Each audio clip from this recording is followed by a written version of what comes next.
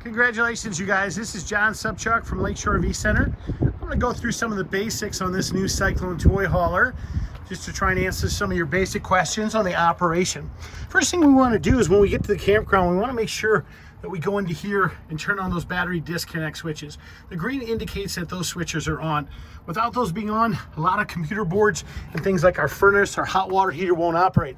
When we want to operate our jacks here in front for our auto leveling, we simply push those two buttons and notice the green light comes on. Hit the auto level, that'll auto level a whole camper for us. We're gonna have a tank, propane tank on either side. Righty-tighty shuts off the tank, lefty-loosey opens the tank. I'll show you the green valve on the other side to indicate that there is propane running through the line.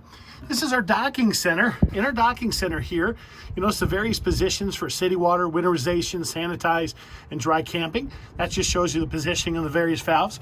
This is your city water connection. We just simply run a whitewater drinking hose through there. This is gonna be our flush to flush out our tanks. Hot and cold shower here and ground fault protected outlet here. To turn the lights on, we simply depress in the center. Hot water heater here on the outside, but we're going to control everything from the inside of the camper. I'm going to show you that in our in-command center that's located inside. Valves are located right underneath here for our gray and black tanks. The discharge is right here. And typically what you'll do is you'll find underneath here, you'll have a low point for your freshwater tanks. When that valve is turned crosswise, that means that that low point is shut off. When it's horizontal or parallel to the line, it means that it's on. We're gonna rock you around the outside of the camper here, making sure that your lug nuts on your tires are checked after the first couple 100 miles, just so none of those are loose. We have additional valves back here for our rear bathroom, our sewage tank flush for our rear tank. Our dispensing nozzle is located behind this door. That's for our fuel center. We've got two tanks on this unit. The front tank is for your generator. The back tank is your reserve tank. This turns on our fuel pump back here. We do have a 25-foot 50-amp power cord that does come with the camper, as well as the additional electrical adapters, which I'll plug in here. Our rear ladder on back. We do have to pull those two pins, excuse me, if we want to fold that down. This right here, we just flip open those latches, and then if we fold down our rear tailgate, if that's in a horizontal position, it means the cables are attached, and your patio you can assemble. Your steps for your patio are located in this lock compartment right here. I'm gonna walk you around to the front here, you guys, and then we're gonna go to the inside of the camper here in a quick second. This unit is equipped with a Canadian Arctic package. That means it has additional heating pads on the tanks and lines. Outside 3-burner grill. Wonderful pass-through storage we have located right underneath here, and there's your 25-foot 50-amp power cord we mentioned. Yeah. Your other propane tank is located right here. Notice that valve in the corner there. When that's in the green position, that means there's propane actually going through the lines. You notice it's green right now. Well, again, if we shut off these tanks, that'll turn red on us. There's a little selector on top. That little selector indicates that the tank it's drawing from. We're gonna walk you to the inside now, show you a couple of the basics on the inside of the camper. Your self-storage steps here. They store up in the door. Let's walk inside here.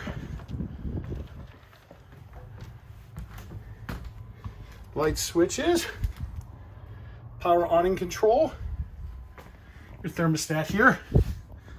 To operate your thermostat, real simple. We simply push this button multiple times. We got fan, snowflake indicates air conditioning, up and down arrow settings indicate temperature, desired temperature setting. You notice how it kicked on right away. You want to kick on our furnace, push it one more time, and same thing, up and down arrow keys to indicate the desired temperature setting. You do have 3 thermostats in this unit, one in front, one in the center, and one in the back. This is your main kind of in-command system here. Push that, we can select devices. That'll bring us to the various devices which we can scroll through, turning things like your fuel pump, your water pump, your gas, electric, hot water heater on and off.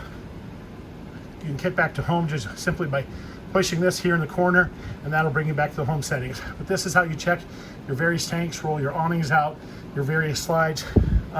This is for overhead lighting. These switches that are right here, your inverter system. This, of course, slides out your primary slide. Your Yeti package, which are those additional heating pads on the tanks and lines, as we mentioned.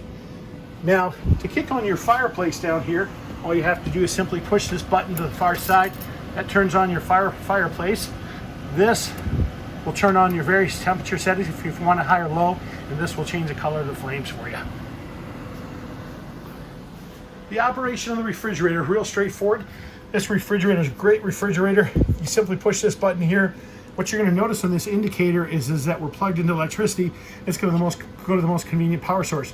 If you push it again, you can force it to electric or force it to propane. The droplet, of course, is propane. This is the temperature settings on the right-hand side. Recommend starting out with the 8 to 9 to begin with. Freezer will get cold first, then the refrigerator will follow up the refrigerator. Your stove is real straightforward. If your gas is turned on, all you simply do is turn this, notice the spark igniter, and then that will light. By holding this in, notice it's lit right there, and that ignites. Light switches, microwaves are pretty self-explanatory. Keys are typically located around the kitchen faucet. There's your owner's manual for the camper. We have, of course, wonderful overhead lighting here as well. I'm going to show you a couple more things back here. Back in our garage, we've got 2 power beds that go up and down. They're controlled by this switch right underneath here. This switch right here controls those. If we want to keep the top bunk bed in the top position up there, what we have to do is utilize those pins that are on the ground right there. Those pins, when that bed's in the top position, they're slid all the way up. We'll keep that top bed locked in the upward position, and then you can just lower the dinette if you decide you want. Do have the wonderful 3 Seasons doors on the back of here. That's an additional bunk ladder for you. That extra thermostat, as I mentioned, because we got an air conditioner back here as well. Your half bath.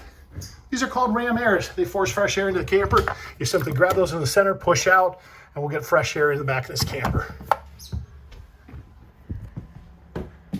I'll walk you through the rest of this camper here real quick.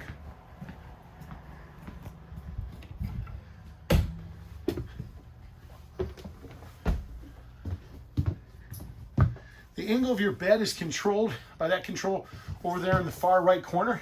That allows the bed to ramp up at an angle to be able to close and open up. Your additional thermostat for your bedroom. Lighting controls, we can turn on some lights in here. You do have a ground fault outlet in your bathroom. That is an outlet with a breaker. Simply means that if you trip that breaker, you're going to lose some 110 outlets. So do you want to check that periodically? If your 110 outlets are not working, you'll notice there's a reset on that. Your foot flush for your toilet.